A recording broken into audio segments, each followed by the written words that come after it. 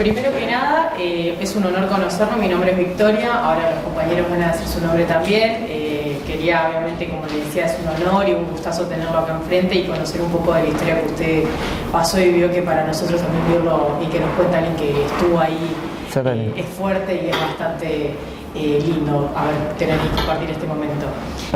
Para mí también algo muy especial, porque para nosotros es algo muy importante a partir de esta fecha, que ustedes ya hagan el recordamiento sobre la causa de Malvinas, porque es un preparativo ya, un comienzo ya para llegar al 2025, del 2 de abril, de que pronto ya vamos a tener.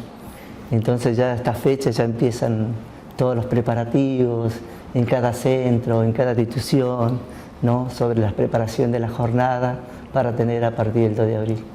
Tal cual, no, eso es cierto, es mucho gusto de corazón realmente. Bueno, le voy a ceder el micrófono al compañero para que se presente y Dale. la entrevista. Buenas tardes, Juan. Buenas tardes. ¿Cómo estás? Mi nombre es Brian. Brian, ¿cómo estás? Un gusto. Juan, empezando queríamos saber dónde naciste, cuándo naciste. Yo nací en Villa Ángela, Chaco, el 20 del 4 de 1963. ¿Tus padres? Mis padres fallecidos, Sara Felicia Gallo, mi papá Catalino Centurión, los dos fallecidos. ¿Y con quién vivías antes de ir? Y antes de venir, yo a la edad de los 5 años, mis padres me dejaron en Villa Ángela, Chaco. Me crié con los indios Tobas, hasta la edad de 8 años. A los 8 años mi abuelita de Charata, Chaco, me fue a buscar con un carruaje que había en aquel momento. Entonces ella dice, ¿cómo puede ser que yo soy la abuela y que no lo puedo tener a mi nieto? Y que lo puede tener otras personas que no son familia. Entonces, bueno, y los indígenas no tienen otra cosa que enseñarte. Es el trabajo, que la cultura, o estudiar. Hay que no tener términos medios. O estudiar o trabajar. Y bueno, entonces mi abuelita hizo 300 kilómetros en carruaje y me fue a buscar y me trajo. Yo me recuerdo como el día de hoy. Por eso yo digo que el día que yo me olvide que pasó los 5 años, me voy a acordar que yo no estoy bien de la cabecita. No, pero Malvinas para mí, bueno, es una historia y bueno, fue un momento difícil de haber pasado por allá, pero no me cambió a pensar mi origen, no me cambió a pensar que yo tenía 5 años cuando yo fui abandonado por mis padres. ¿Y cómo te enteraste que tenías que realizar el servicio militar? Por una carta, en ese momento era el servicio militar obligatorio y te llegaba una carta por número de documento. ¿Y en dónde lo realizaste? Lo hice en la 9ª Brigada de Infantería de Comodoro Rivadavia, pero la instrucción la hice acá en los preparativos para llegar a la 9ª Brigada. Lo hice acá en Distrito San Martín. ¿Y algún otro familiar tenías que hizo el servicio militar? No, era el único. Ah, solo vos. ¿Y sabías algo de Malvinas antes de ir a la guerra? No. Sabíamos por historia, ¿no?, del Gaucho Guerrero, todo eso, bueno, pero nunca pensamos que nosotros podíamos llegar a ese lugar. ¿Y en qué momento y cómo te enteraste de la recuperación? Yo haciendo en la institución militar, ya estaba en febrero, me incorporaron en febrero del año 1982, el 24 de febrero. Y de ahí estuvimos en la instrucción militar hasta marzo, el último día de marzo. Y bueno, el día 1 de abril ya estábamos interiorizándonos por la unidad que había problemas en Malvinas. Y el día 2 de abril, Capital Yachino toma Malvinas. Y el día 3 de abril, a las 3 de la mañana, nosotros, o sea que el día mismo 2 de abril, a la noche, viaja el director del hospital de nosotros. Y bueno, vino con orden de que teníamos que ir a Malvinas. A las 3:30 de la mañana, salimos a la 1, 3:30 de la mañana, llegamos a Malvinas nosotros, de 1982. ¿Y cómo fue enterarte que tenías que ir a Malvinas? Porque bueno, vino la orden, como te vuelvo a repetir, vino la orden del director del hospital, Mariano Ceballos, que dijo, bueno, que preparen las tropas para ir a Malvinas. Y entonces el sargento ayudante Castillo hizo formación y empezó a seleccionar los que iban a ir a Malvinas. No todos, éramos en total 27 soldados y fuimos 17 nomás. ¿Y tus familiares qué dijeron cuando se enteraron que hasta ahí no sabían nada mi familia, porque no había comunicación, ¿no? Muy poca comunicación teníamos, ¿no? Sé que en el último momento yo le dije el primero, por ahí, le dije a mi papá. Mi papá estaba trabajando acá en la Municipalidad de la Ciudad de Buenos Aires y le llamo, papá, mira, hasta ahora hay problema ya ustedes ya saben que hay problema en Malvinas, pero que hasta ahora no nos van a llevar a nosotros porque dice que el hospital militar no va a ir a Malvinas. Pero no sabemos porque está el director en Malvinas. No sabemos si por ahí viene con orden, tenemos que reemplazarlo y tenemos que ir para Malvinas. ¿Y en qué consistió la instrucción que tuvieron? Y bueno, para nosotros mucho la instrucción militar, no hicieron solamente los movimientos vivos nomás. Y práctica de tiro y esas cosas no íbamos porque nosotros ya estamos reservados para la parte de sanidad y lo de sanidad no tienen armamento. Y en ese momento, entendiendo que eras tanto joven, ¿eras consciente de los riesgos que estaban tomando? Como todo joven en aquel momento era una alegría, era un gozo para nosotros porque no teníamos términos medios con la edad que teníamos. Nosotros estábamos en otro pensar, no como la edad de los chicos hoy con 18 años, ¿no? Tenían otras maneras de mirar las cosas y vivir. Nosotros era estudiar o trabajar, no teníamos término tiempo, ni inclusive no teníamos esa oportunidad de poder estar en las esquinas, hablando con otros compañeros, conocidos, algo, o tomarnos el tiempo, pues no teníamos tiempo. El tiempo nuestro era muy ocupado, nuestra mente en ese tiempo. Yo por lo menos yo trabajaba, yo venía de Escobar a Provincias Unidas. Yo salía a las 4 de la mañana para entrar a las 8 a trabajar en la carrocería Casmet.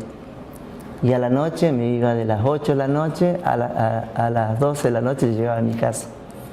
Así que yo la primaria tuve que terminar a través de una señorita que después nos encontramos. Cuando yo ya hice portero de escuela, nos encontramos en Zárate, la habían echado de la escuela porque me ayudaba a mí y a otro compañero, que no podíamos ir a la escuela por razones de trabajo. Y no teníamos tiempo, entonces los chicos, los compañeros, durante el día iban a llevarle los materiales para que yo pueda prepararme, para que cuando yo venía a las 12 hacía todo el material para llevar al otro día de ellos venir de vuelta y llevar a la escuela. Y la seño me ayudaba porque sabía que yo estaba con sostén de familia, no acá en Buenos Aires. Entonces, bueno, se enteró la directora de esa actitud y bueno, la expulsaron a la seño del lugar. Y después, pasando los tiempos, bueno, yo fui para Zárate, en ese tiempo estaba en Maquinista Sabio, partido de Escobar. Me fui a Zárate, me conocí ya con mi novia y que mi esposa hoy, en la actualidad, fue mi novia antes de Malvinas y después me esperó y nos casamos después de Malvinas. Y ya tuvimos nuestros 2 hijos. Y bueno, transcurriendo el tiempo, yo entré a trabajar en la Municipalidad de Zárate. Y a lo poquito tiempo, bueno, vi la posibilidad de poder ir a trabajar de portero de escuela. Entonces fui de portero de escuela y ahí me encontré con la seño que era, no lo podíamos entender. Bueno, ella, que la chica de C5N, la chica Graciela que está en C5N, es la hija de esta seño, ¿no? Y que ella, bueno, ya estaba haciendo reportera ahí de Zárate, en un lugar de Cablevisión ahí en Zárate, y bueno, le invitó a decir, no, quiero que vengas y armemos todo, porque encontré al chico que nunca en mi vida pensé de que lo iba a encontrar, ¿no? Porque se me fue de aquel momento y no lo vi más, y entonces no sabía qué más pasó. Y hoy me entero que él pasó por donde pasó y estuvo en Malvinas y hoy está de portero de mi escuela y justamente yo estaba para retirarse ya, era directora ya, de la escuela. Y bueno, ahí ellos ya de igual manera le había comentado la historia a los hijos de ella, todo, que es algo muy bueno. Una pregunta respecto de esta senior, porque lo que te pasó a vos que estudiaste, vos decías que trabajabas lejos, ¿no? Contanos bien ese trabajo y me interesa también cómo la despiden, porque estaban en dictadura. Claro. O sea, Sí, ella sí, rompió las reglas. Exactamente, sí. ¿Cómo fue esa historia, digamos, la relación con ella y dónde trabajabas vos? ¿Qué era lo que hacías? Yo trabajaba chapa y pintura en la carrocería Casmet, acá en San Justo. Y bueno, y ahí hacían los carrozados. No sé si ustedes recuerdan los carrozados de esos fúnebres chatos, en la carrocería, y hacíamos todo lo que sea camioneta para Segua en ese tiempo. Entonces yo ya era medio oficial pintor de auto, ¿no? Porque yo ya había aprendido, como venía de la vida de trabajo, había aprendido con mi cuñado la chapa y pintura. Entonces él ya estaba en ese tiempo, nosotros los chicos de aquella edad, nosotros los cadetes que trabajábamos ya entramos en relación de dependencia. No es que trabajábamos nosotros y nos tenían en negro, no, trabajamos en blanco, ¿no? Yo empecé a aportar a partir de los 16 años, ya hacía aporte. Qué loco, ¿no? La vuelta de la vida en esas cosas. Claro. Yo creo mucho en el karma, en eso personalmente. Así que no, pero bueno, tuvo un buen fin entonces con esta profesora. Sí, por eso fue un antes y un después de ella, porque nos encontramos después y bueno, y más feliz que ella en su escuela podía tener un portero que es combatiente de Malvinas, Claro. y justamente su alumno de 5º grado. Sí, no, muy lindo eso. Bueno, te voy a empezar a preguntar, Juan Carlos, un poquito más de la guerra en sí, metiéndonos dentro, que viene como un poquito, es lo que también nos interesa primero conocer personalmente y ya cómo pasó bien el proceso en sí. O sea, llegar al momento. ¿Qué sentiste al pisar las islas, así, si lo que recuerdes? Miedo. ¿No sentiste la sensación, incertidumbre? ¿Te sentiste bien? Sentía bien, pero tenía miedo. Miedo. Claro. Es como todo, en todo momento se siente miedo. Y más de una cosa que nunca viviste. Claro. Y no sabe qué va a pasar. Entras ahí no pensando si vas a volver, ¿no? Te metiste lleno a centralizarte, a concentrarte en lo que te hacías, porque muchos se decían en aquellos momentos que a la mayoría de nosotros nos daban droga o algo, nos psicateaban. Nada que ver. Yo estuve con los 5 sentidos normales desde el primer día hasta el último día. Nada que ver. Viví la vida real y normal de lo que se estaba viviendo en el momento. Y estuve 74 días así. Discúlpame, ¿tu rol de combate fue? Camillero de combate. Bien. Yo estaba en sanidad. Está bien. ¿Llegaste a tener contacto con los isleños? Sí, en todo momento. En todo momento. Todo momento. Bien. ¿Y cómo fue la movilización y la llegada al lugar que usted fue destinado? ¿O cómo podrías describir qué fue tu llegada al hospital militar? Nosotros fuimos en avión, llegamos a Malvinas a las 3:30 de la mañana, salimos a las 1 y poco de la madrugada de Comodoro. Yo estaba en Comodoro Rivadavia haciendo servicio militar y en la unidad de la 9ª Brigada, que es el hospital militar, ahí en barrio Don Bosco, en Comodoro Rivadavia. Bueno, cuando llegamos, ahí claro, ver todo camuflado y tanta cosa que los muchachos que nos recibieron y todo, bueno, y que ya estaban los Unimog ahí ya como estaba en la parte del aeropuerto para llevarnos hasta el lugar donde teníamos que prestar servicio nosotros. Está bien, tuviste un buen trato. No, muy bien, bien. Sí, estaba con miedo en todo momento y bueno, carrera más para acá, carrera más para allá, vamos, subir el camión, vamos. Sí, entiendo. Y ¿cómo te sentiste preparado para ese rol de camillero? No sabía. No sabías nada. No sabía nada. No sabía mi función. Claro. Nunca, no entendí porque yo en la vida nunca estuve ¿cómo te puedo decir? Yo veía un herido y la sangre menos, no. Mi preconcepto se acabó. Se terminó el preconcepto ahí en Malvinas. Yo tenía muchos preconceptos, ¿no? Nunca, no quería ver, nunca veía, no me gustaba ver heridos, me hacía mal ver heridos, ¿no?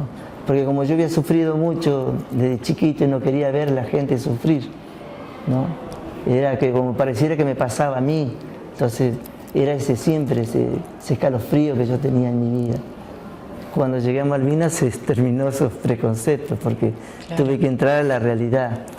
Nos formaron y nos dijeron la función que teníamos que cumplir y nada más. Y ahí terminó todo. ¿No tuviste un previo entrenamiento? No, ¿Te encontraste nada, con la no, realidad? ¿Y qué hacías en esas situaciones? Todo lo aprendiste a la como te me criaste. Claro. A como vos, como venía la circunstancia. Nadie te enseñó nada. ¿Improvisaste? Todo improvisado, todo ahí. No hubo... Sabías que vos a cuatro dedos así tenías que hacer un torniquete y bueno, para que el herido no sufra mucho, bueno, sable bayoneta mío y de mi compañero, hacíamos esta villa y bueno. Sí, y después, sí. bueno, morfina para que tenga una muerte más lenta, porque estaban todos desfigurados, la mayoría, ¿no? Claro. Lo único que le latía era el corazón y después, bueno. Es algo medio duro el tema de la cicatriz de la guerra, lo que puedan escuchar ustedes, porque no es lo mismo que escuchar a un compañero que estuvo frente a frente con el enemigo, es una cosa muy diferente. Cada uno en Malvinas tenemos un espacio diferente, no son la misma historia. Y este va a ser la primera vez que yo cuento sobre la historia de Malvinas, en la parte de sanidad. Porque en 42 años la Argentina no sabe la cicatriz de la guerra. ¿Qué pasó en la parte de la cicatriz de la guerra? Según la Cruz Roja Internacional dice que en Malvinas hay NN. Yo quiero decirle que en Malvinas no hay NN. En Malvinas tienen todo nombre y apellido. En esas cruces que son los reconocidos por Dios, lo pusieron la Cruz Roja Internacional, porque nosotros no. Nosotros en Malvinas no enterramos los cadáveres en Darwin. El cementerio de Darwin lo hicieron los ingleses. Nosotros enterrábamos los cadáveres en un cese de fuego con una retroexcavadora. Los civiles hicimos a un kilómetro ¿cómo se llama? Del hospital. Ahí enterrábamos nosotros los cadáveres, uno arriba de otro. Y te digo por qué no hay NN, porque son 360 degollados. Una compañía completa fueron degollados por los ingleses. Le cortaron la cabeza. Y esa mayoría, 360, lo recolectamos nosotros. Yo tenía un libro negro, es un libro de acta, que anotábamos todos los días nosotros los heridos caídos en la guerra y también los muertos en Malvinas. Y pasa que cuando se finalizó todo el día 14, ¿no? El 10 de junio y el 14 nosotros volvimos de Malvinas, yo cuando llegué a Puerto Madryn tiré todo mi bolso. Y en mi bolso estaba que hoy podía dar testimonio de esa cantidad de muertos que hubo en Malvinas. Si no, y mis compañeros también tiramos todo porque lo que queríamos nosotros regresar, ver a nuestra familia. Y claro, tal es así que cuando volvimos a Puerto Madryn, o sea, los jefes nuestros nos dejaron solo ahí y de ahí nosotros fuimos hasta el regimiento nuestro, hasta la unidad, el regimiento 8, vinimos con otra unidad que nos trajo de ahí. Y te pregunto, volviendo al tema de los momentos y situaciones que viviste con heridas fuertes y teniendo en cuenta que no tenías experiencia con cuestiones de asistir, si bien pasaba eso, ¿tenías algún equipo médico con vos encima? ¿O No. eran ustedes y, hablando mal y pronto, eran los bifes que tenían que resolver las cosas? Nosotros no Las situaciones. teníamos elementos médicos, nada, solamente teníamos una orden de recesionar y clasificar heridos nada más, y muertos, Claro. ¿no? ¿Y hubo en algún momento falta de recursos para asistir a estas personas heridas? No, lo tuviste que aprender ahí como se me dice. No, pero Así entiendo, sí, pero digo, si en algún momento con las herramientas que tenían para asistir a los heridos, ¿llegó a faltar en algún momento esas herramientas? La herramienta no faltó en ningún momento de sanidad, nada. Está bien. Y nosotros teníamos, hasta con nuestros compañeros podían tener falta de comida y esas cosas, nosotros no teníamos esa falta. ¿Por qué? Porque estábamos en el hospital y teníamos que tener los alimentos para los heridos y también los alimentos para nosotros. Lo único que por ahí nos pasábamos algo cuando íbamos al campo de batalla, cuando tenía que haber un cese de fuego, que bueno, un cese de fuego puede tardar 20 minutos, 30 minutos, no sabemos. Puede tardar. Y ahí sí, había falta porque ahí teníamos ganas de comer algo y teníamos que esperar hasta que podamos resolver todo lo que estaba pasando en el momento. Claro. Y en esas situaciones así que tenían que resolver en el momento, ¿cómo le afectó ver a los compañeros heridos o fallecidos durante el combate? Y nosotros, como la mayoría, los ataques eran todos nocturnos, ¿no? Muy poco había diurnos. Entonces, con el toque del tacto del pie, sabíamos si había heridos, si había muertos. Claro. Y ahí levantábamos, porque no podíamos hacer fuego, nada, porque en una guerra... Se apoyaban emocionalmente. Sí, porque no. Imagino que fue duro ver compañeros heridos, y claro, tener que haber asistido y ver que lo perdían. Y empiezan a gritar, en el momento de combate empiezan a gritar camillero, camillero, camillero, y tenemos que estar ahí. Nosotros. ¿Había mujeres también? No, mujeres no hubo. Solo todos. Las mujeres, aparentemente, sí, yo me enteré después de la guerra me enteré que había mujeres, pero estaban en Bahía Paraíso. Claro. No estaban en redes de combate. Claro, entiendo. ¿Y cómo era la relación con las camaradas de ustedes? ¿Cómo? ¿Cómo era la relación con las camaradas de ustedes? No, bien, sí. ¿No hubo inconveniente? No, ningún inconveniente. Nosotros éramos 17 soldados y era uno para cual. No. Claro. Y después cuando nos encontramos para la atención de los compañeros, cumplimos la función que nos pusieron en nuestro corazón, que era recepcionar heridos en combate y muertos en combate. ¿Y cómo era la relación con los miembros de la fuerza, área, ejército? Uno para el otro. Uno para el otro. Nosotros igual, no tuvimos ni un problema. Para ahí en ese momento era uno soldado, éramos todos soldados. No había más que nada. No había... Juan Carlos, me gustaría que nos relates la construcción del hospital, porque vos llegaste en abril, que nos hagas una cronología de lo que recuerdes de esos 74 días. Bueno, cuando llegamos nosotros nos dijeron que Margaret Thatcher iba a inaugurar ese lugar para un asilo de niños huérfanos y que nosotros lo teníamos que inaugurar como un red de combate de sanidad, ¿no? Y bueno, ahí empezamos los preparativos, mientras los ingleses estaban viniendo, que no llegaba, que venían, que no venían, bueno, que estaban en camino y que nunca llegaron. Y llegaron los 30 días. 30 días, esos 30 días esperamos, y el día 1 de mayo, a las 3 de la mañana, por ahí, fue en 12 Harrier que atacaron el aeropuerto. Y yo estaba arriba del hospital haciendo guardia ese día, esa noche. Y ahí empezaron el conflicto. Ahí empezó y ahí nosotros, por ese tiempo desde abril que llegamos nosotros hasta al 1 de mayo, que fue el primer ataque, nosotros tuvimos casi 300 bajas, propia tropa.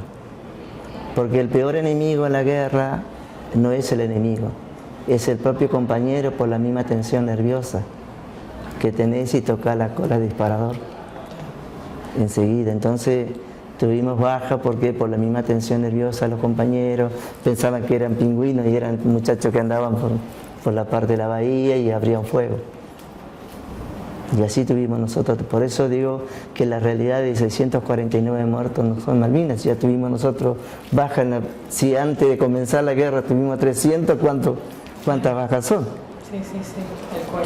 ¿De esa manera viviste vos los primeros momentos que yo pude vivir del conflicto fue eso. Mientras nosotros estábamos haciendo los preparativos, las cosas, ya empezamos a trabajar con la propia tropa, ¿no? Heridos, y bueno, muertos, y ahí empezaron. Entiendo. ¿Y se enteró el hundimiento de la Argentina General Belgrano? ¿Cómo y cuándo? Si podrías darnos No. Teníamos datos como ustedes. Las informaciones teníamos nosotros porque Radio Colonia estábamos continuamente prendida y bueno, daba las informaciones para toda la Argentina y también para nosotros que estábamos, Claro, que estaban recibimos. atentos Teníamos ahí. una radio chiquitita y bueno, Sí, escuchamos y bueno. Y así. Pero no enteramos de eso, pero no es que estábamos nosotros mirando lo que había pasado con el Belgrano. ¿Llegaste a tener algún contacto con los británicos? ¿Te llegó a tocar asistir a alguno? Continuamente, porque en un cese de fuego, al tener nosotros identificaciones de cruz, que somos camilleros, entonces ellos tenían cuidado de nosotros, por lo menos los que estábamos en tierra. O sea que los Royal Marines, no los burkas no. Los burkas de meta en combate y eso no, se tenía que matar a la madre, mataban ellos. Claro. Nosotros estamos con los Royal Marines, que son los infantes de marina para nosotros, ¿no? ¿Y cómo te llega a vos la noticia del cese de fuego? ¿Qué sentiste en ese momento? Y en el cese de fuego, bueno, mucha impunidad, mucho dolor, y bueno, como decir, tanto sacrificio para tanto, trabajar mucho, dormir nada, porque yo dormía 1 hora por día, los 74 días era dormir 1 hora solamente por día. Claro, llegó un momento donde fue Y tanto momento, que- claro, llegó, yo estaba viendo cómo se bajaba, yo estaba al lado del director, porque la rendición viene así. Habla Galtieri y habla a Menéndez. Y Menéndez dice, bueno, jefe, ¿qué hacemos? Las tropas vienen retrocediendo para el puerto argentino. Las esquilas ya está tocando la parte de las paredes del hospital. Y entonces dice Galtieri, aunque sea que queden un último soldado, pero sigan combatiendo.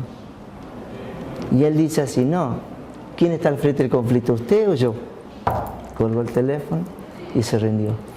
Pero el último día era ellos o nosotros. Bush tiró el zapallazo, que ya tenía toda la isla tomada y que nos rindiéramos. Y bueno, y no era tal así, porque ellos ya no daban más. Estaban agotados mal, porque ellos estaban combatiendo desde la parte del mar, ¿no? Y que ya llegar a tierra le costó un montón para poder llegar. Y bueno, y en ese tiempo había las 3 fuerzas nuestras estaban en desacuerdo.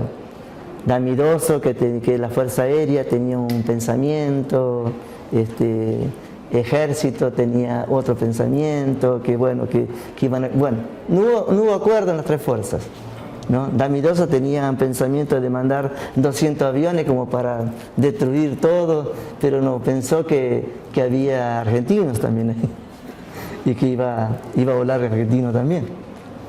O sea que bueno, esa es la última que pude entrar en eso. Y yo me entero porque yo estaba al lado del director. El director, yo era asistente del director del hospital. Entonces yo estaba interiorizado, porque cuando yo no salía al campo de batalla a buscar herido o muerto, porque llegó un momento, más o menos por el 26 de mayo, por ahí, yo me empecé a sentir no bien. Empecé a querer variar mi mente, ¿no? Es como que algo que se subía todo hacia mi mente muy pesado, con la idea de que yo tenía. Entonces hablé con el sargento ayudante Castillo, le digo, mi sargento ayudante, ¿puedo hablar con usted en privado? Sí, mire, yo no me estoy sintiendo bien. Bueno, mira, quede tranquilo, te vamos a mandar a la cocina y en lugar tuyo vamos a mandar un ayudante de cocina. Por si llega a haber el conflicto, llegar a seguir o llegar a terminar, el día de mañana te van a incorporar a vos, ponerle que te lleguen a incorporar como ayudante de cocina y no como camillero de combate. Sí. ¿Eso para qué fecha fue? ¿Para qué fecha fue más o menos? Para el 26, 27 de mayo, por ahí. ¿Y el 25 de mayo, Día Patrio, pasó algo? No, y se hizo formación, todo normal, pero no pasó nada. Fue porque mayormente los ataques fueron nocturnos y hicieron el día del 25 de mayo, lo hicieron a la mañana. Porque vos estabas en Puerto Argentino, Sí. entonces estabas en el hospital, pero a la vez también había distintas compañías, sí, claro, de que estaban conmigo. Al lado de mí, de nosotros, estaba la décima, justamente que estaba hablando con el compañero, el logístico, estaba el 10. El logístico 10 estaba de nosotros atrás. Mecanizado 10 estaba al lado de nosotros y atrás del hospital estaba el regimiento 3. ¿Y contaste antes que había un contacto con los isleños? Sí, el contacto con los isleños era continuo, porque estábamos ahí haciendo guardia, ¿viste? Y ellos siempre pasaban por la entrada del hospital, a donde nosotros teníamos el lugar de que Margaret Thatcher lo iba a inaugurar como un asilo de niños huérfanos. Después te puedo pasar el video de cómo se instaló el hospital. Yo tengo el ataque del 1 de mayo en mi teléfono. ¿Y hay alguna anécdota? Porque se sabía que en las Fuerzas Armadas Argentinas estaba la orden de tener mucho cuidado con los isleños. Sí, pero no, nosotros no. Inclusive cuando en un momento había una radio, que nosotros pudimos sacar una radio de los hileros, que se estaban comunicando con los ingleses y que estaban dando las posiciones nuestras y cómo nos movíamos dentro del hospital. Entonces yo descubro eso y fueron la PM, Policía Militar, y sacaron la radio. Pero después nunca hablaron con algún isleño. No. Con isleños no hablamos, simplemente con esos vecinos que estaban alrededor del hospital, nada más. O sea, con todos los isleños no. Pero estaban la mayoría de los isleños ahí en las casas donde estaban las fuerzas militares viviendo, había isleros. ¿Y durante la guerra cómo era la relación? ¿Qué hacían ellos? Ellos hacían la vida normal, como que nada pasó, está todo bien. Ellos, los chicos jugando, los chicos ahí, la gente andando ahí. En medio de la guerra. Sí, porque la mayoría fue en Monte Dos Hermanas, Montequén, todos los ataques más fuertes. Puerto Argentino fue lo último, casi lo último. Claro. Bien, y te hago una pregunta ya terminando más o menos la parte de la guerra en sí. ¿Pudiste ver cómo fue la entrega de los armamentos de tu regimiento de compañeros? ¿Cómo entregaron? Claro, los armamentos. Los armamentos sí, el último día se entregaban ahí en el puerto, se entregaban todas las armas ahí. ¿Y cómo fue el trato con los ingleses después de la rendición? Después de la rendición como que no había pasado nada, porque éramos todos charlábamos. Nosotros, por lo menos los soldados, charlábamos con ellos que tenían jineta. Y bueno, mayormente no sabíamos hablar en inglés, entonces teníamos nosotros traductores, y ahí nos relacionábamos. Claro, fue una relación más... No, inclusive ellos llegaron y bueno, le dimos como parte de sanidad, le dimos abiertamente el hospital para que ellos se puedan atender ahí, algunos heridos que había, y bueno, y los muertos también, nosotros sí brindamos colaboración también. O sea que era mutua la colaboración. Sí, por eso la pregunta también, quería ver cómo había sido bien. ¿Y tuviste contacto con tus seres queridos durante el conflicto? No, bueno, la única vez, una oportunidad, yo pude hablar con mi papá, nomás, y bueno, y que lo único que le dije, mirá, no le crea todo lo que dicen las informaciones porque no es verdad. Las informaciones que están dando las tenemos nosotros. Cuando dice que tiramos cuántas barcazas es mentira, es cuando están tirando nosotros, ¿no? No es nada verdad. Inclusive Casenseu se encargaba de armar todo un grupo de compañeros con guitarra, ahí hacer un fogón para que nuestra familia no vea que estaba todo bien. ¿Este contacto que tuviste con tus seres queridos fue más o menos en el momento? En el momento del tiempo del conflicto, el momento que yo pude tener un tranquilo, que pude ir a la gobernación para hablar por teléfono, ahí hablé por teléfono con mi papá. ¿Recuerda a qué fecha aproximadamente? No, antes llegando ya aproximadamente al fin del conflicto. Ya claro, casi. ya ahí sí. el proceso está bien, bueno. Le voy a hacer el micrófono al compañero. Antes de terminar con esto de la guerra, con este periodo de la guerra, ¿cuál es el recuerdo que tenés más intacto de la guerra? Cuando llegué al aeropuerto, en un momento que fui a llevar heridos y muerto para volver al continente, me sentí que mi vida no iba a existir más. Porque esos días habían bombardeado los aeropuertos y fueron mucha masacre lo que fueron el día que atacaron el aeropuerto. Entonces como que me dio escalofrío, miedo de que podía yo recibir alguna esquila o algo ahí. Que en ese momento, cuando voy a evacuar el último herido en la chancha que venía para el continente, yo y Bazán, otro compañero, casi nos quedamos allá en la parte delantera de la chancha. Y cuando ya iba a tomar el avión, ya al cerrar las compuertas nos tirábamos nosotros. Si no nos hubiéramos tirado, veníamos para el continente.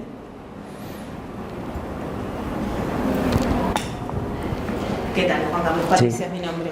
Patricia. Una pregunta.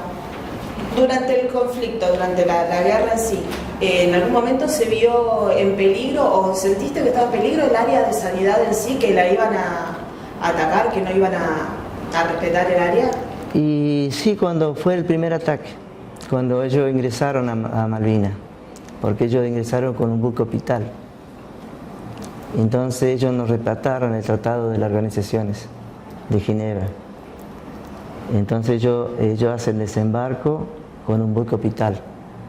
Y ahí abren las compuertas y ahí quedaron solamente Balito Gómez, que es un compañero de Zárate, el único vivo de 400. Ahí murieron todos. Bueno, seguimos entonces. Quiero que me relates un poco cómo fue la vuelta, ¿no? ¿Cuándo terminó la tarea de ustedes en territorio malvinense? Nosotros volvimos el día 14 de junio hasta Puerto Madryn, y de Puerto Madryn volvimos a la unidad nuestra ahí en Comodoro Rivadavia. Hasta ese entonces ustedes seguían trabajando igualmente con los heridos. Nosotros seguimos hasta el último momento, ¿no? Nunca dejamos de trabajar, porque la unidad de sanidad es el primero que va y el último que vuelve. Claro, por eso era mi pregunta. Porque nosotros, sí o sí, tenés que pasar por el hospital. Cuando vos vas a hacer un relevamiento de personal, tenés que pasar por el hospital, y del hospital te derivan a donde tenías que ir, a primera línea, segunda línea. Bueno. Y cuando salís lo mismo, o salís herido o salís muerto. Sí o sí tenés que pasar por el hospital, porque había dos hospitales. Estaba el hospital de la isla y estaba el hospital nuestro, que lo instalamos en 48 horas. Que después para Lucas y para ustedes les voy a dejar el video. El relato va a estar en el video. Bueno, perfecto.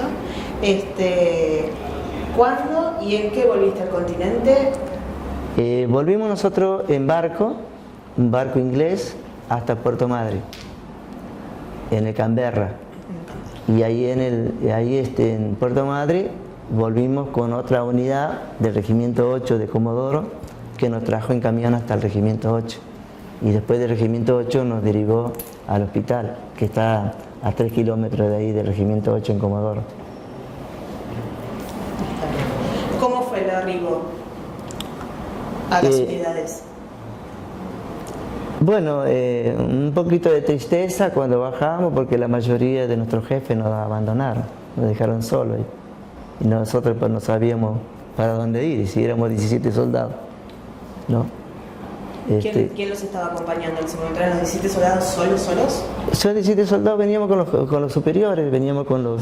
o sea que un teniente y un subteniente, y después 3 o 4 suboficiales. Pero llegamos ahí, ni el director, nadie se pensó en nosotros. Se fueron cada uno a su familia y quedamos ahí a la deriva de Dios. ¿Y quiénes te recibieron? Y ahí, bueno, nosotros empezamos a hablar, preguntar, a ver quién eran a la unidad de Comodoro que nos podían traer. Y ahí el Regimiento 8 dijo: nosotros somos del Regimiento 8, y ahí nos cargaron al Unimoy y nos llevaron hasta la unidad de ellos, al Regimiento 8 de Comodoro. Está bien. ¿Cómo te trataron al regreso los superiores? ¿Qué órdenes te dieron? ¿Te hicieron firmar algún papel? Sí, la verdad que me dieron que acá no se habla nada de Malvinas. De lo que pasó en la guerra no se habla nada. Y si hablamos algo, podemos ser boleta. O nosotros o una familia nuestra. ¿Y entre ustedes cuál era el comentario en ese momento? ¿Entre ustedes los chicos? Y nosotros sí, los grupo? comentarios normales, entre nosotros los 17 compañeros, Frente a esa situación, digo, teníamos que enfrentar a asumir porque era una vida militar y teníamos que respetar todo lo que era la dictadura. Y como nosotros respetábamos todas las cosas, hasta un policía le respetábamos, más una palabra de esa gente, más respetábamos. ¿Te hicieron firmar algún papel en cuanto, como un pacto de silencio, digamos? Sí, lo hicieron. Que nosotros teníamos que firmar, que no podíamos hablar nada, ni a nuestra familia, nada, decir lo que pasó. O sea, te dijeron de palabra y te lo dejaron asentado en y un me lo papelito dejaron para que no asentado. rompas el contrato. No, es un contrato. ¿Sentiste el apoyo en algún momento del Estado en ese momento, digamos? Nada. No, nada. Vivía la vida como cuando había sido incorporado. Y después de la guerra, una vez que ya estabas acá, ¿cómo fue el reencuentro con tu familia? Bueno, cuando yo vine, justamente había perdido el colectivo, ¿no? Porque teníamos que venir nosotros para Buenos Aires, y éramos 4 compañeros que vinimos. Entonces fuimos al aeropuerto para que a ver si el aeropuerto nos podía brindar un avión o algo para mandarnos para acá, para Buenos Aires, a Jorge Newbery o Ezeiza, ¿no? Bueno, no había ningún vuelo que nos podía traer, bueno. Entonces, otra vez volvemos de vuelta a una unidad de fuerza, de ejército que venía para acá, para el continente, que venía para Buenos Aires. Y entonces nos colamos con ellos y llegaron hasta Azul. En Azul, muchachos, dice, no vamos a poder seguir, dice, porque vamos a descansar acá y mañana seguimos viaje. Nosotros queríamos llegar con nuestra familia. Y no teníamos nada, plata, no teníamos nada, ni copel, nada para hablar por teléfono, nada, ¿no? Que era el teléfono público que... Sí. Bueno. Y entonces no podíamos informar nada a mi familia, que yo ya estaba, porque a mí me dieron por muerto, ¿no? Porque en Monte Dos Hermanas nosotros fuimos a buscar heridos, ¿no? Y muertos, y bueno, el Unimog nuestro fue impactado por una onda expansiva, y ahí muere un compañero nuestro, ¿no? Entonces nosotros estaba justamente Ceballos, que era el director nuestro, médico, y venía un equipo más o menos de 30, 40 ingleses que venían para el encuentro, hacia donde estábamos nosotros, y nos metimos bajo la nieve, ¿no? Lo escondimos bajo la nieve. Y después de ahí, bueno, pasaron por arriba nuestro y hacía este ruido, no me escuchaba, ¿no? Que era que ya estaban arriba de nosotros, caminando. Nosotros no respirábamos nada, no sentíamos nada. Bueno, y de ahí nosotros pudimos salir todo y volvimos caminando 8 kilómetros. Caminamos a la mañana, caminamos a la tarde, a la noche, hasta llegar a Puerto Argentino, ¿no? Y es soportando el momento de las bombas, los tiroteos que había en Monte Dos Hermanas, en Montequén, todos esos lugares que veníamos nosotros, venía Valle de Ganso, todos esos lugares que veníamos caminando nosotros, hasta llegar a Puerto Argentino. Y cuando llegamos a Puerto Argentino nos recibe la PM, Policía Militar, y como sabíamos el salto y seña de ese día, entonces dijimos Rama y ellos dijeron Seca, bueno, es amigo. Entonces, bueno, y ahí llegamos y nos encontramos. Pero antes, en esos días que veníamos nosotros caminando, ellos informaron, la fuerza nuestra del hospital informaron a Buenos Aires, y ahí informaron a nuestra familia que nosotros habíamos muerto. Y llegó la noticia a mi mamá y le trajeron dos oficiales, trajeron el féretro a mi mamá con la bandera toda enrosada, y yo estoy muerto en Pilar. ¿Y cuando te vieron? Bueno, por eso vuelvo a repetir, como no tenía comunicación, no pude informar a mi mamá. Cuando llego, mi mamita se me cae desmayada, Y entonces ahí, bueno, y digo, ¿cómo? Si vos estabas muerto. Bueno, no estoy muerto, estoy vivo. Entonces le expliqué a mi mamá lo que había pasado, todo. Bueno, listo. Y ellos, claro, recibieron el féretro y llevaron al cementerio. ¿Nunca supiste quién era el compañero? Juan Carlos, te quiero llevar un poquito para atrás porque vos habías contado que estabas en Puerto Argentino, pero ahora estás contando algunos detalles muy interesantes de los últimos días del conflicto, que estuviste en Monte de Dos Hermanas. ¿Cómo fue eso? Es decir, ustedes iban como camilleros a buscar a los heridos. Claro. Te habrá tocado seguramente a unos compañeros del Regimiento 7, imagino. Sí. ¿Cómo fue eso? Sí. Bueno, uno de los compañeros que hemos encontrado es Alberto Galtieri, ¿no?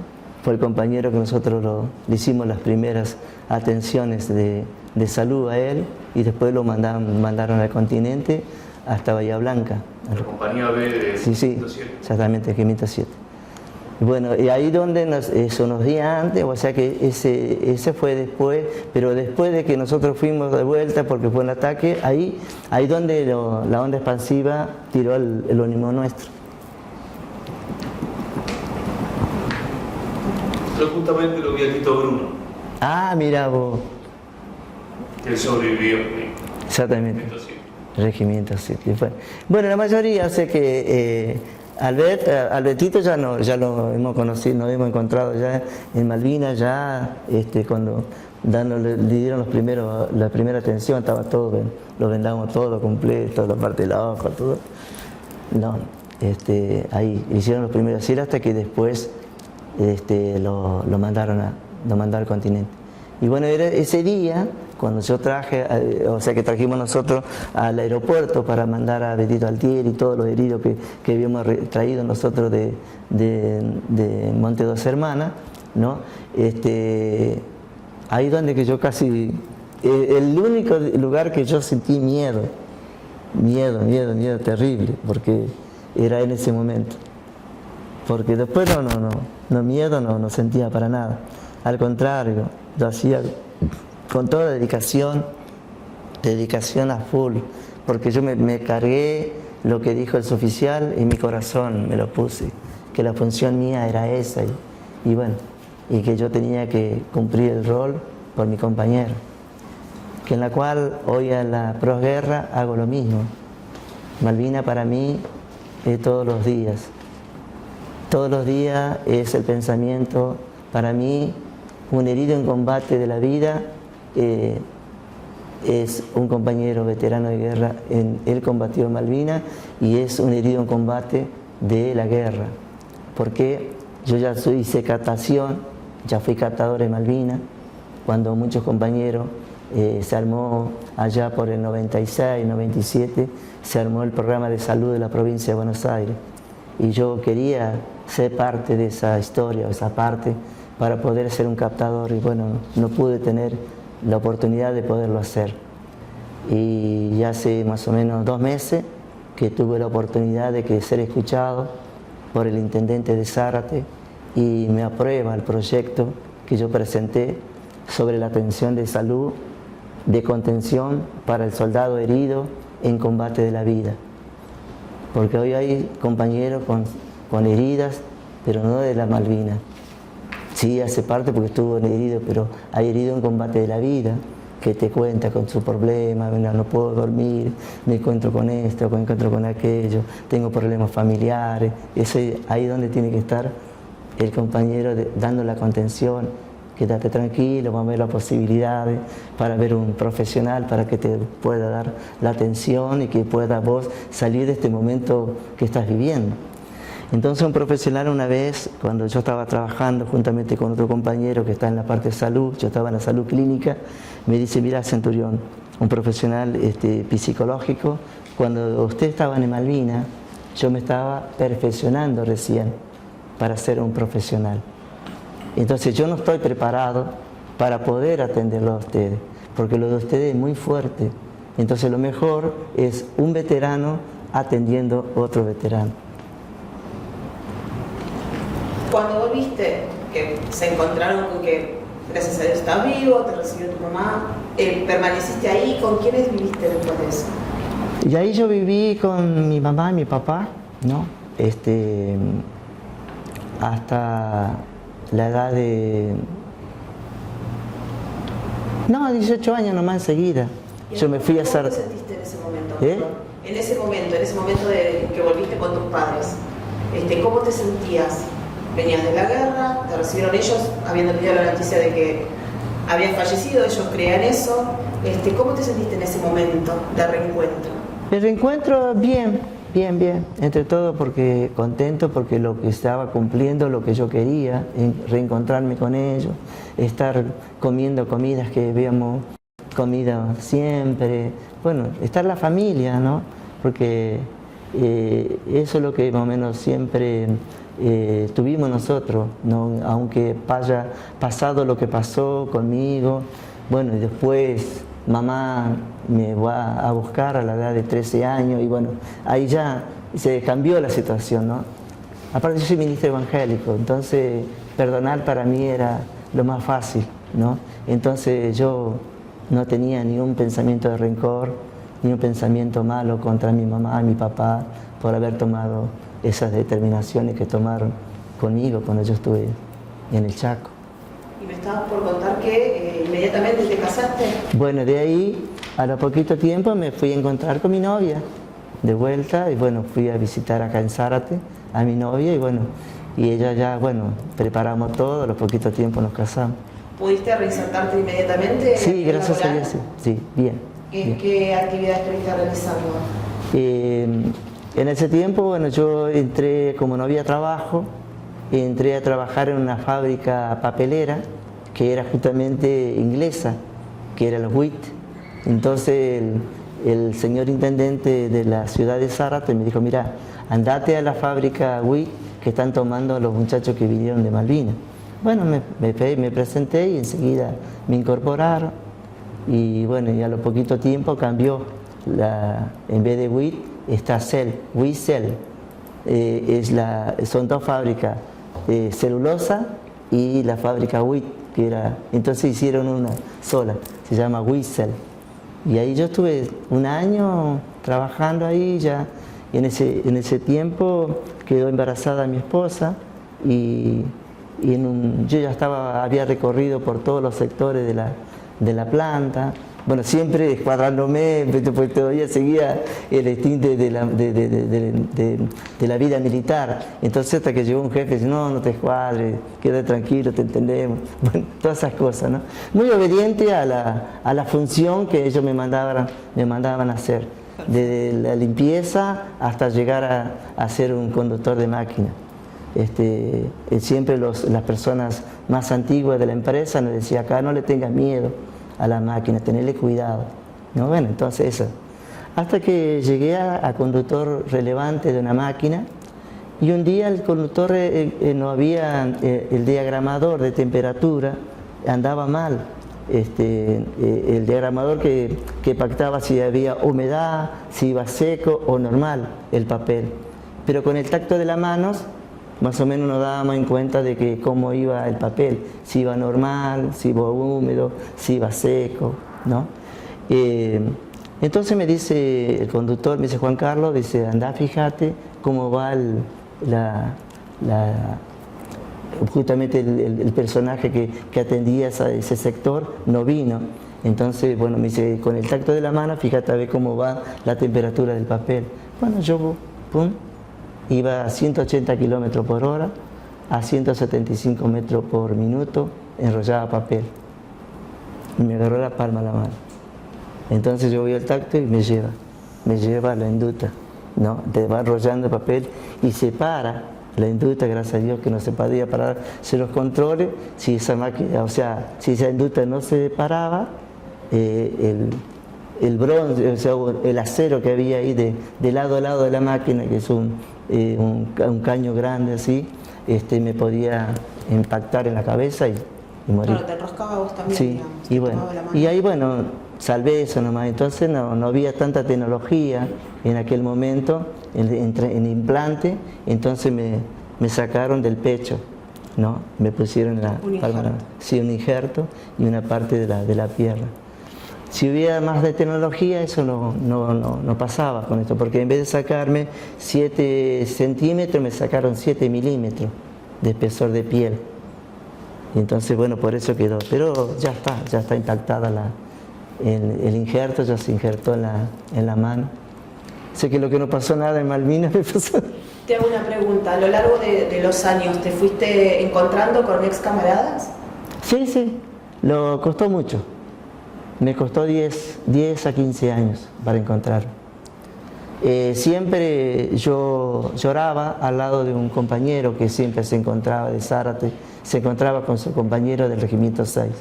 Y yo nunca me podía encontrar porque la mayoría de mis compañeros son del sur. El único que era de acá de Buenos Aires es Cherokee, que trabaja en la área de salud ahí en el Garrahan, ¿no? Él es, me parece que es un subdirector del Garrahan, es mi compañero. ¿Con superiores también te pudiste encontrar? Sí, con los superiores también. ¿Y cómo fue la relación? No, muy bien, porque nuestras relaciones siempre fueron buenas, porque yo ahora fui asistente antes y después, bueno, siempre estaba en Malvinas, estuve con ella. Está.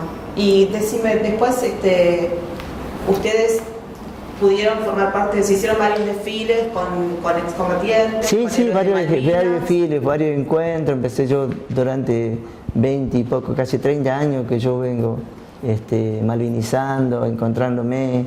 ¿Y ahora ya parte de los desfiles? Sí. ¿Sos convocado siempre? Siempre los desfiles. Hasta aún el nacional que se hizo por último, yo también estuve, y estuvieron varios grupos de compañeros también. Y bueno, después nos encontramos nosotros con compañeros de la unidad. Después de 10 años, 15 años, encontré a Bazán, un compañero que estuvo conmigo en Malvinas. Y bueno, y ahí empecé a encontrar a los demás, me dio teléfono de otro y así hasta que pude lograr, hasta encontrar hasta el director. ¿Vos actualmente formas parte de un grupo de veteranos? Sí, ahora sí. Sí, yo hago parte de la Federación Nacional de Veteranos de Guerra, juntamente combatiente 2 de abril, Ramoncito López, que es el presidente, y después, bueno, compañero de allá de Zárate. ¿Y tu función dentro del grupo cuál es? No, vocal nomás, vocal titular nomás allá en Zárate.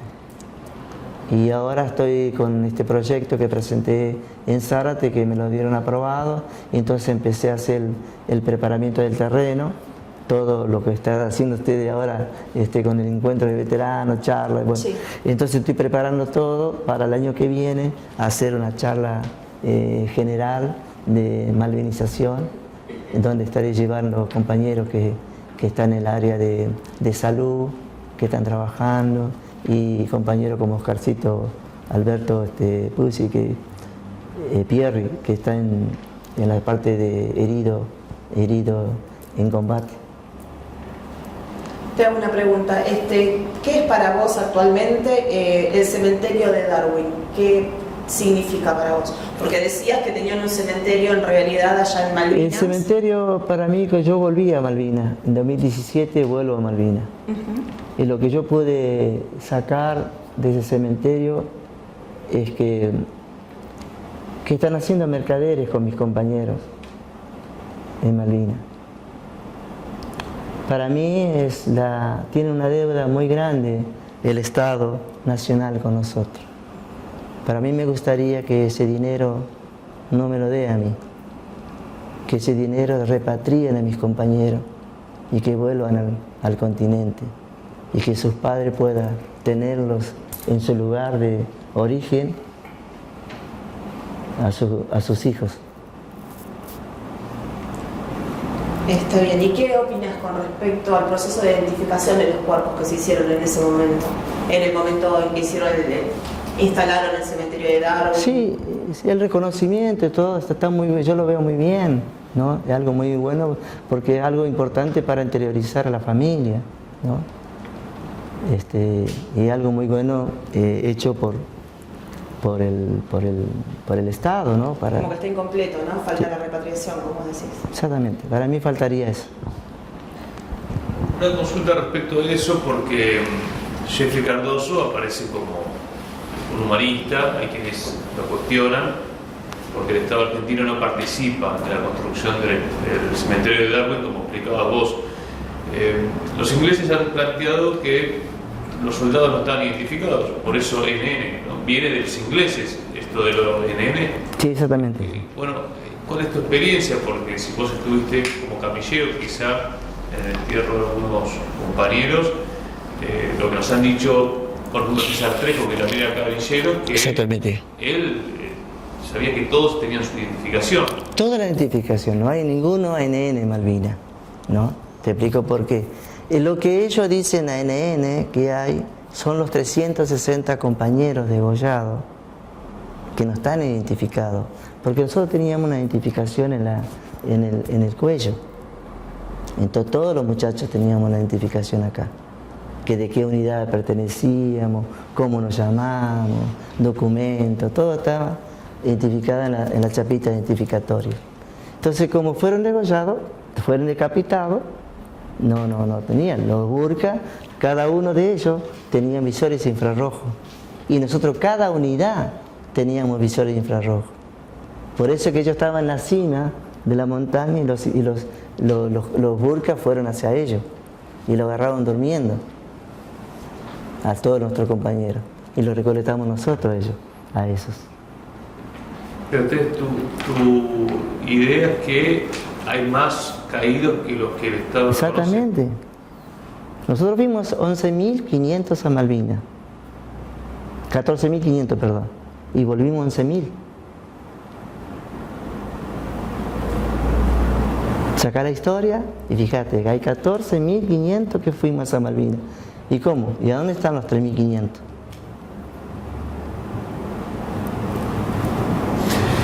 Y otra pregunta que me quedó en el Porque digo, tintero. lo voy a decir, porque como vos lo repetí, ellos, los ingleses, hicieron el cementerio de Darwin. Nosotros enterrábamos los cadáveres a 1 kilómetro del hospital. Con una fosa excavadora, los civiles, con una retroexcavadora, hacían una fosa común de 3, 4 metros, 5 metros, 6. Porque allá era todo, hay piedra. No podíamos agarrar con el pico y la pala, toda piedra, mármol, ¿no? Otra pregunta que me quedó en el tintero tiene que ver con el reencuentro después de la guerra. Contaste lo de tu mamá, ¿cómo fue el otro reencuentro, por ejemplo, Exactamente. con tu novia? Porque bueno, vos venías estando con ella. Exactamente. ¿Cómo fue ese reencuentro cuando oficialmente habían dicho que vos habías fallecido? Oh, no, ella de igual manera se iba, ¿cómo te puedo decir? Los últimos días yo no hablaba tanto con mamá y papá, pero yo, claro, como sentimiento hablaba yo con ella. Cuando yo volvimos, todo, como tuve la oportunidad ese día de poder tener un momento para hablar con papá, yo también hablé con ellos también, ¿no? Y entonces, bueno, quédate tranquilo, Juan Carlos, que estamos todos bien, acá en la escuela estamos, porque ella en ese momento estaba en el Colegio Nacional de Zárate y hacían bufandas, hacían cosas, todo armado, todo eso para nada Malvinas, y ella dedicaba más tiempo porque sabía que estaba su novio allá en Malvinas, todo. Pero que las cosas venían bien, pero que yo, como todo cristiano, tenemos una esperanza. Que si hay algo que pasa, sabemos que si somos fieles a Dios, vamos a descansar la eternidad. Entonces ella en ningún momento titubeó en la esperanza, en la fe, en confianza en Dios, de que si yo moría, ella también estaba sentíase muy feliz y muy contenta por los momentos vividos, por los momentos de haber estado como novio y todas las cosas, ¿no? Pues ya tenía 2 años que yo estaba de novio con ella, antes de ir a Malvinas. Muy chicos. Muy chico. Te hago una pregunta. Actualmente vos me decís que tenés vínculo con excombatientes. Sí. Actualmente, ¿cómo ves el reconocimiento que se tiene hacia los excombatientes? ¿Cómo lo vivís? Mira, el reconocimiento siempre fue del pueblo argentino bien. Que los gobiernos no comen pero no tragan, no significa de que el pueblo argentino siempre fue la misma persona, la misma gente que malvinizó cuando estuvimos en Malvinas. Y cuando volvimos, de la misma forma. Lo tienen siempre llevado en su corazón que Malvinas son y serán argentinos. ¿A qué te referís con eso de los gobiernos no nos traban? ¿Y por qué? Porque se han presentado, se han luchado mucho para poder lograr objetivos que hoy se logró, ¿no? Y que los llevaron para el camino que más le convenía, pero no para el lugar que se debería, que el pueblo argentino lo requiere.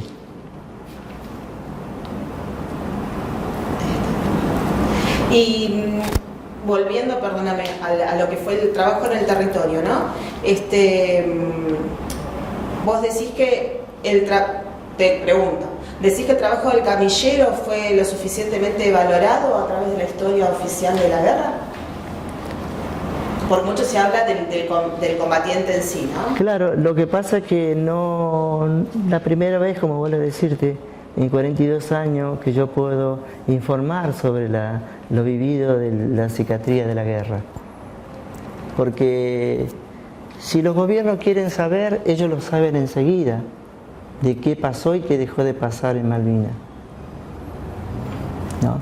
Por lo menos el caso de nuestro, ¿no? Que éramos 17 soldados. Ellos nos tienen asentados, nosotros con nombre y apellido, las funciones que hemos cumplido en el hospital. Lo que pasa es que nosotros fuimos por tantos años abandonados, ¿no? 2, 3 años, y hasta 10 años también. El gobierno también ya democrático también seguía con la misma idea, la idea de la dictadura, ¿no? Que no hablemos nada de la causa Malvinas. Como que fuimos olvidados por ellos, tanto como Menem, como Alfonsín y toda esa gente, ¿no? No podíamos todavía nosotros tocar nada ni hablar nada. Seguía con la ideología militar. Hablas de Alfonsín y de Menem. ¿En qué momento empezaste a sentir un reconocimiento por parte del Estado? Nosotros empezamos a cobrar las primeras pensiones de reconocimiento allá por el 91, 92 ahí. Antes no teníamos nada. Ahí ya estaba Menem. Sí, no teníamos nada nosotros, ni un reconocimiento, nada. Que éramos olvidados. Y así sucesivamente por gobierno fueron con pensamientos de eso, pero no por el país. Porque hoy lo logramos todas las cosas gracias a que el país se movilizó y bueno, peleó con el gobierno para que tengamos nuestros reconocimientos que nos corresponden. Dijiste hace un ratito que te tocó como darle asistencia a tus pares porque no había mejor asistencia que la que brindaba un par a otro en cuanto a excombatientes. Eso fue lo que te entendí. No había nada mejor que un excombatiente para entender a otro excombatiente. Claro, esa es una experiencia que me había vivido justamente con un profesional psicológico, que cuando estábamos juntamente con otro compañero en Zárate, yo estaba en la parte clínica y en la parte psicológica él, bueno, que yo tanto quería estar porque yo la contención ya había tenido en Malvinas y quería tener en la posguerra, tener contención también para mis compañeros, brindarle el mismo sentimiento que yo tenía ya acá. Bueno, ahí me dijo él, Centurión, cuando ustedes estuvieron en Malvinas, yo recién me recibía como profesional.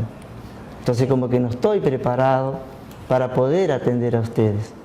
Y la mejor atención, un soldado o un veterano atendiendo a otro veterano. Y diste contención. ¿Quién te dio contención una vez que volvieron? ¿Cómo? ¿A vos quién te brindó esa contención? La contención me brindaron en el Carrillo. Cuando yo caí con un problema de parálisis facial, se me paralizó el pómulo y el labio, y ahí apareció el estrés postraumático para mí. Y hoy tengo una diabetes emocional a través de todo eso.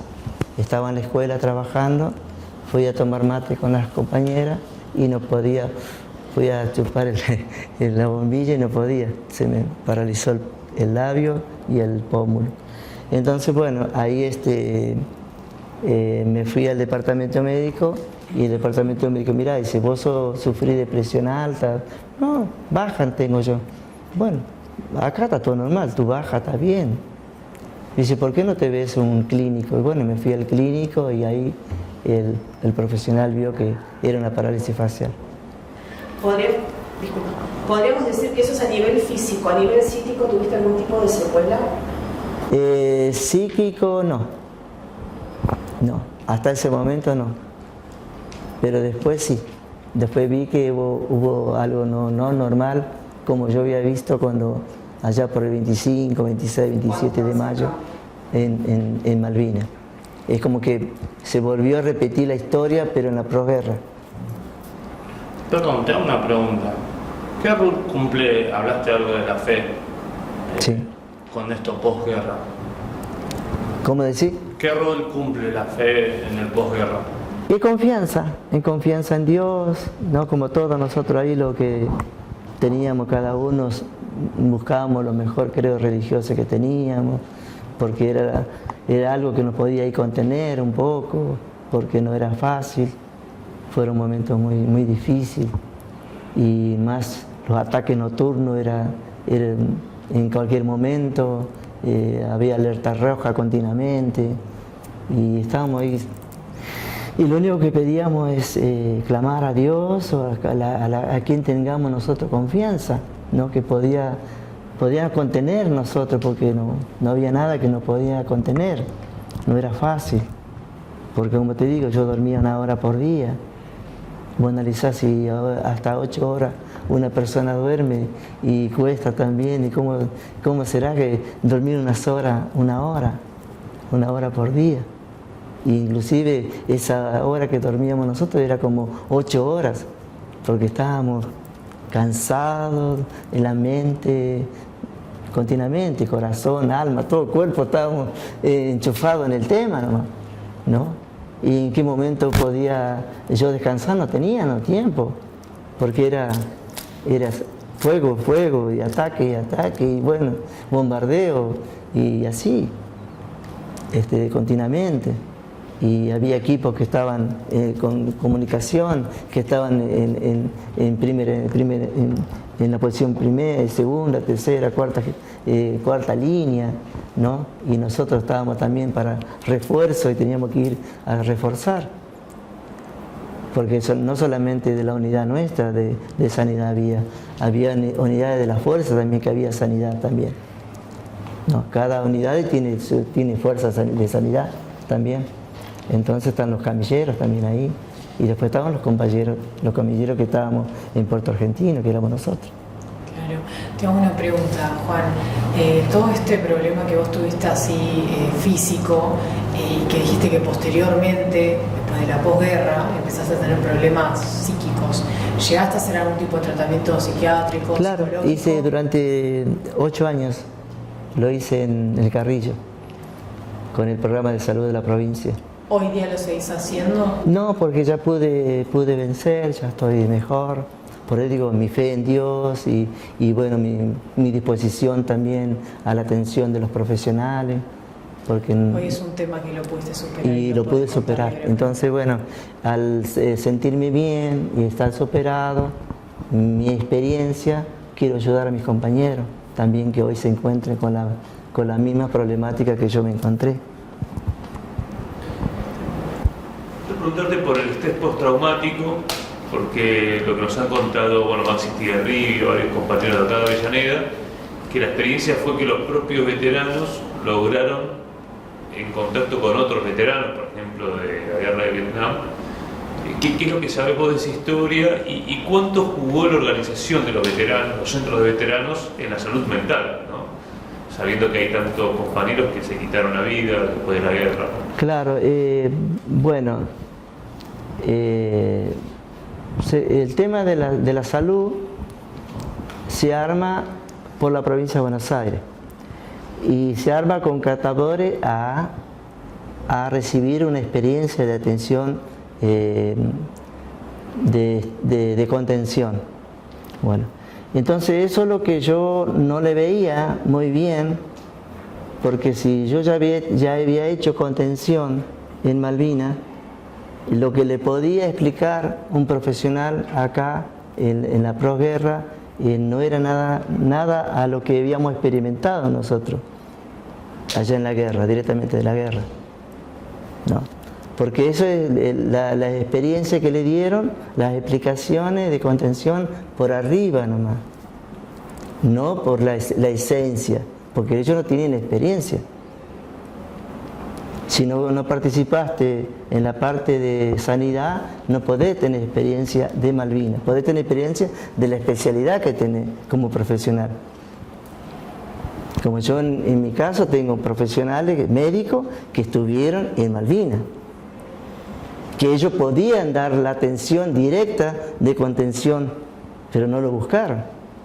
O sea, la provincia de Buenos Aires armó todo, organizó todo, el programa de salud, pero con compañeros que se fueron a perfeccionar con esos profesionales que no fueron a Malvinas. Y nosotros tenemos profesionales que estuvieron en Malvinas. ¿Entendés? Como el director del hospital, como que es Mariano Ceballos, como el que está en el video, que es Cordero, Capitán Cordero, que era un odontólogo y un odontólogo haciendo cirugía, un odontólogo haciendo operaciones. Y después van a escuchar en el video que Casenseo lo está reporteando a él, dice, ¿cómo un odontólogo haciendo cirugía? Y soy médico, dice, ¿cómo no hubiese cirugía? Bueno, él estaba en el quirófano y todo, haciendo cirugía. Entonces tiene experiencia. Y acá en el video él ya explica su experiencia, vivencia como profesional médico en la guerra de Malvinas. Por eso que no le encontraba yo durante tantos años, del año 97 que se armó el programa, yo vengo de ahí pidiendo a los gobiernos de Zárate que me dieran la posibilidad de poder hacer la contención que mis compañeros lo necesitan. Porque así como yo lo necesité, y que yo aún estuve en Malvinas, en la parte de sanidad, y sé que mi compañero me decía, en aquel momento te decía, sacá la pistola, pegame un tiro, porque yo no puedo volver al continente sin una mano, sin una pierna.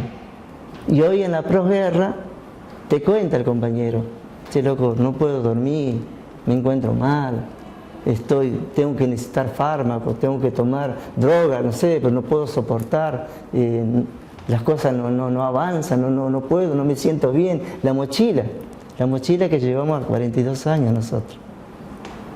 Y si yo, como le dije al señor intendente, si yo como veterano de guerra lo veo bien así, que es muy bueno el tema de salud para nosotros, porque nosotros lo que necesitamos es salud. No necesitamos otra cosa, porque monetariamente, gracias a Dios, estamos bien, ¿no? Pero en salud no estamos bien. El estrés postraumático se manifiesta al momento, paulatino, pero tarde o temprano manifiesta el estrés postraumático. Esa mochila. Eso yo lo pude ver en carne propia, en Malvinas, y pude presenciar bien, cara a cara con la realidad. Perdón, si querés responderme, si no hay problema, pero ¿de qué manera se te manifestó a vos el estrés postraumático? Porque el estrés postraumático viene de los nervios, viene de las preocupaciones, viene todo problema del alma, la parte sentimental de uno, ¿no? Entonces se manifestó en la parte del pómulo. A través de la parálisis facial. De la parálisis facial. Y de ahí quedó acá un coso de que eso pudo sostener de que no vaya al cerebro. Si va al cerebro me agarra una pleja total. Y ahí así. Decir gracias a Dios que dio en el nervio óptico, en el sexto nervio óptico que tenemos acá en la cervical. Porque la cervical comanda todo el cuerpo hasta la punta del pie. Todo lo sé porque lo que me explicaron cómo vino la mano y por qué. Bueno, eso, a través de eso, tuve un accidente, mis hijos, acá en Mar del Plata, yo estaba haciendo un encuentro en Chapamalal con los compañeros y la glucosa se me fue a 600. Y entonces la glucosa al irme a 600, la bolilla del ojo se me metió acá adentro y me quedé como ciego. Pero a colación del exceso porque la parte de la diabetes emocional no es muy fácil controlarla. En cambio la diabetes hereditaria, controlarte la medicación, controlarte las comidas y todas las cosas, no, esto por ahí te sube, por ahí que te baja y bueno, más que te sube que lo que baja, ¿no? Entonces para eso tengo deformina de 1000 miligramos y Galbus de 50 miligramos que tomo para controlar el nivel. Bueno, Juan, vamos terminando con la entrevista y te quiero hacer un par de preguntitas ya para cerrar. Una es, ¿qué significa en sí para vos Malvinas, si lo pudieras resumir en pocas palabras?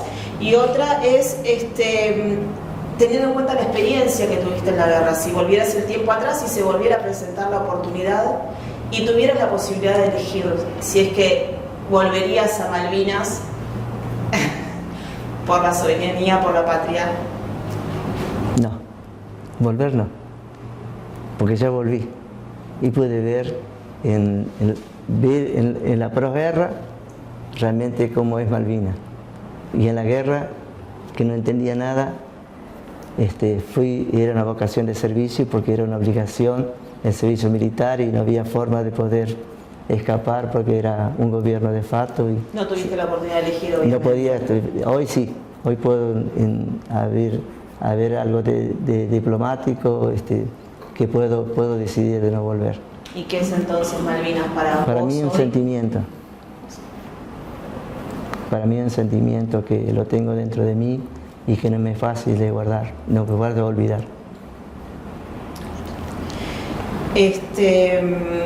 ¿Y hay alguna reflexión que quieras dejar para la posteridad, digamos, en cuanto a lo que fue tu experiencia en Malvinas?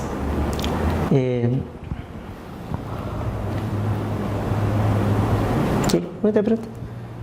Bueno, antes de la reflexión, esto que contaste que volviste a Malvinas, ¿qué año fue? ¿Cómo fue la experiencia?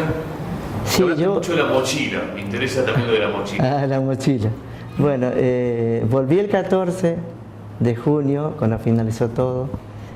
Fuimos, como vuelvo a decir, el camillero, el de parte de sanidad, es el primero en ir y el último en volver, ¿no? Porque tiene que evacuar los heridos, los muertos y tantas cosas. Y bueno, el regreso era lo más rápido, lo más bueno que pasó en mi vida, porque era que no lo podía entender el último día que teníamos que dejar Malvinas. No podía entender, no podía saber. Porque la pregunta es, cuando volviste hace algunos años, en la posguerra, volviste, sí.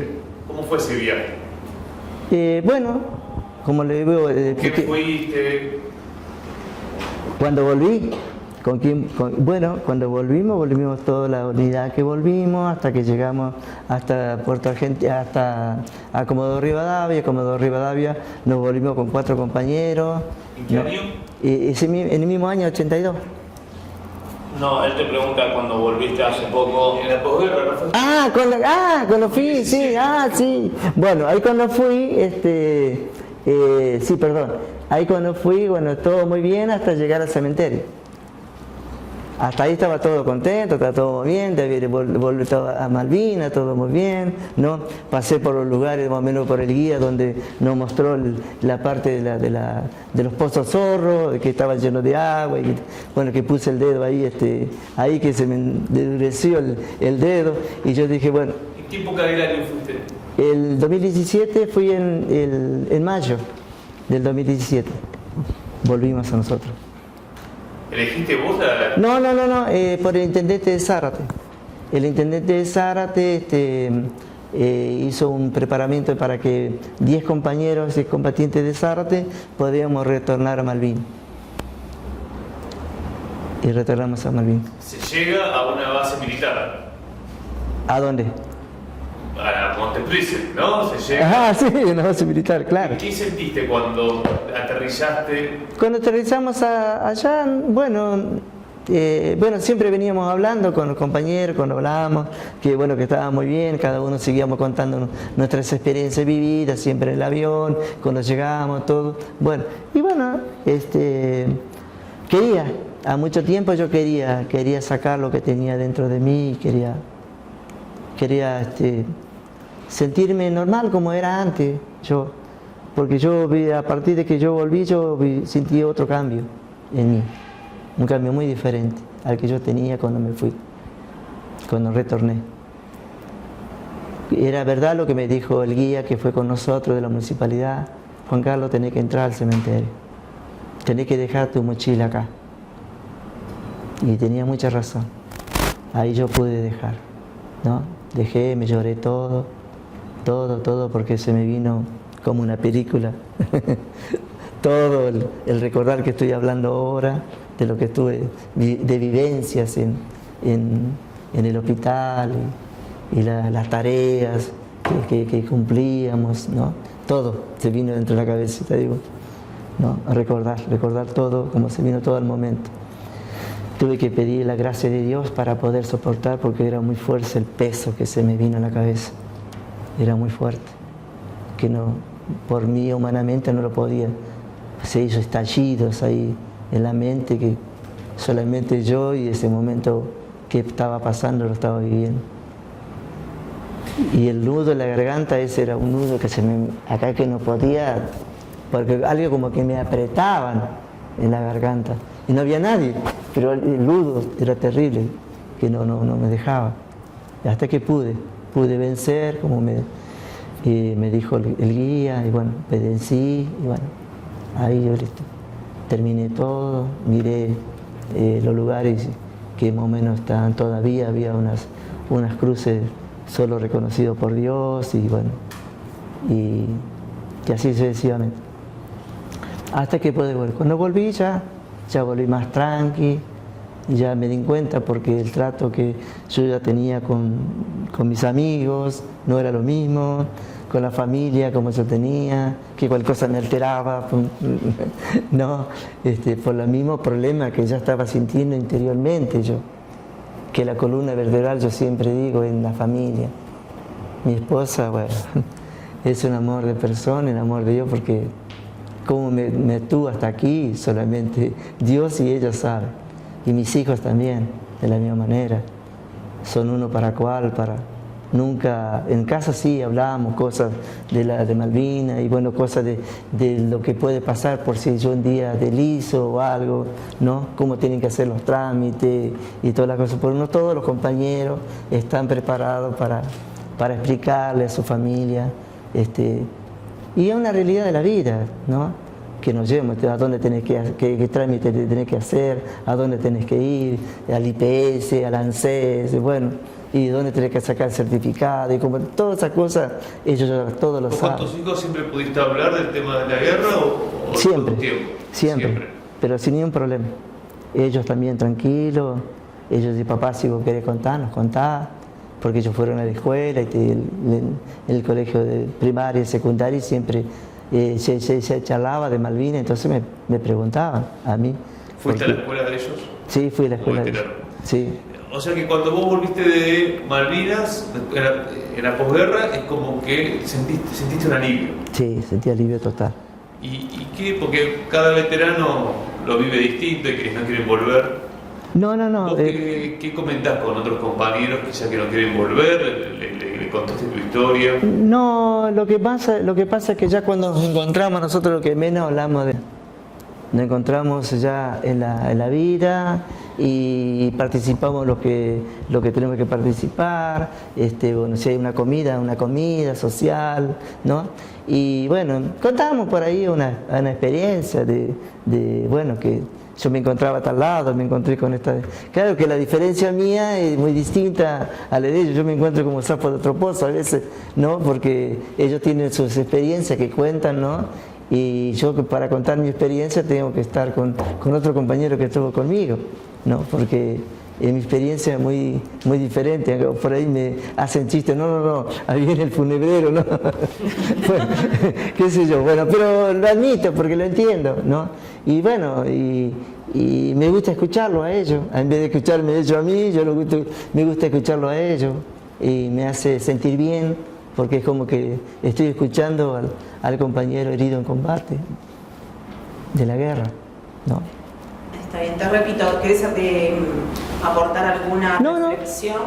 Cualquier cosa más que yo pueda y algo que nos quieras contar o nos quieras decir que no te hayamos preguntado. No, yo pienso que ya han contado un antes y un después de todo, ¿no? Perfecto. Dijiste que estuviste en la escuela de tus hijos dando charlas. Ah, sí. Y te hago una pregunta. ¿Qué pensás de este proyecto que se tiene en la universidad, en la UNDAB, con respecto a retomar la historia de los excombatientes? Por eso dije en primer momento que ese es el tiempo que nosotros los veteranos de guerra estamos haciendo los preparativos para el 2 de abril que viene del 25 y ustedes ya lo están haciendo, están malvinizando primero que nosotros. Entonces eso es, para mí es algo muy hermoso, muy lindo de que ustedes malvinicen también, ¿no? Que se hacen parte de esta historia argentina, ¿no? Y de esta vivencia que se ha vivido en este conflicto y con los personajes que estuvieron allá y que ustedes pueden hablar con ellos, interiorizarse cosas importantes que necesitan por la causa de Malvinas. Y eso es muy bueno, lo que sí ustedes, como yo dije, una parte que el gobierno no es que no quiere saber, no es que no sabe, es que no quiere saber, perdón, ¿no? Si ustedes lo preguntan porque quieren saber, entonces si ellos podían haber preguntado a la cicatriz de la guerra, no iban a cometer tantos problemáticos como hicieron en el preparamiento de la provincia de Buenos Aires, armar el programa de salud, sino que lo tenían que haber hecho con los personajes que estuvieron en la cicatriz de la guerra. Los protagonistas, porque de esta manera iban a saber bien, inclusive esos captadores. Hoy supone un profesional, no viene al caso, pero yo he estado hablando con esos chicos, con esos compañeros veteranos de guerra que son captadores, ¿no? Y yo estuve atendiendo hasta el último momento un compañero, casi se me fue. Y ese personaje no estuvo ahí. Porque la contención, no sabés en qué momento viene la manifestación. Juan Carlos, explícanos el rol del captador. El captador. ¿Cómo funciona? El rol del captador es ver la problemática del compañero. No, según suponer, si es la problemática de un clínico o si es la problemática psicológica. Entonces vos tenés que ver un profesional psicológico para darle la atención, para darle la medicación que él necesita. El tratamiento también de hablar es yo. Puedo suponer que soy captador yo hablo con el compañero porque yo le entiendo al compañero. Y la idea es que haya por centros de veteranos captadores, como para que a nivel territorial, vamos a suponer vos que estás en Zárate, claro, vos puedas decir, bueno, hay tantos veteranos en Zárate, irlos a visitar, claro, preguntarle por la cuestión de exactamente, vos vas a preguntar, consultar. Yo vengo acompañando, en mi mano se murieron 3 compañeros, en mis manos, ¿no? El último compañero, pero yo ya estuve acompañando del momento que manifestó un problema psicológico, ¿no? Entonces voy acompañando, voy a ver al profesional de él que lo está atendiendo, a ver si la medicación que le está dando es la medicación correcta. Como un tutor. Exactamente, como un cuidador. Un cuidador. Bueno, conmigo, cuando yo caigo con el problema, el captador, que era un compañero mío, me dice que justamente muere él, hace 3 años muere, por una parálisis facial, pero en el cerebro. A mí me salió la parálisis facial en la cara. A él le pareció en el cerebro, que viene a ser la parte del nervio óptico que está en el cerebro. Bueno. Y ahí él agarró una hemiplegia completa, porque le agarró el cerebro, se paralizó todo el cuerpo y tuvo que... Bueno. Y ese compañero, no, como yo de gracia, quería darle una mano, pero la familia no me lo permitió y lo llevaron a un lugar, un asilo para que se muera ahí, no, a un geriátrico ahí, y así terminó él la vida. Pero yo no es que iba a salvar la vida, pero iba a buscarle la forma para el profesional correcto para que le pueda dar la atención como me la dieron a mí. Claro que era una patología más diferente, más fuerte, porque él fue en el cerebro, a mí me fue en el rostro, ¿no? Pero iba a darle la información, como le pasó al compañero también. Él tiene una hemiplegia también que le pasó lo mismo que a mí, pero él tiene la parte entonces, bueno, él hay algo que le faltaba a él, que era el galbus. A él le dan la medicación por la parte ¿cómo es? De atención de la parálisis facial, y le dan deformina de 850, pero le faltaba que le den el galbus, que es una medicación que es la que le mantiene y la que le va a hacer el día de mañana a salir del problema que está teniendo de hemiplegia. No, porque él dice que hizo todos los tratamientos solo y dije, bueno, hay algo que te faltó, ¿no? A él le hicieron tomografía computada, como me hicieron a mí, todas las cosas, el urólogo, como me hicieron a mí, todo, pero la medicación me lo dio el profesional, el galbo, que es el galbo el que le ayuda a poder salir la hemiplegia, porque la deformina lo mantiene nomás a la patología que tiene el compañero. Y el galbo no, el galbo le saca la hemiplegia. Es paulatino, obvio, no fue de un día para otro para mí. Me llevaron 12 años, ¿no? Ya va a ser del 2012, sí, no, miento. No, 12 años, sí, 12 años ya, que yo ya estoy libre de eso. Pero me ayudó la deformina. La deformina, digo, el galbo. Y ahí pude zafar de todo. Ya no es que yo no tengo más, no hay más chichillito, no hay como la piel te hace todo y no te deja no te deja abrir para masticar nada. Yo ahora mastico todo bien, ¿no? Y el pómulo ya no está más, no hay sensibilidad como lo tengo acá. Yo acá tengo sensibilidad, ¿no? Porque me pusieron un clavo. Entonces el clavo está acá, ¿no? Entonces yo no está acá, estaba, pero me quedó sensible y acá no. O sea, no me quedó ninguna sensibilidad. Y esto ya hace 40 años que tuve el accidente. Sí, 42 años después de Malvinas, 43.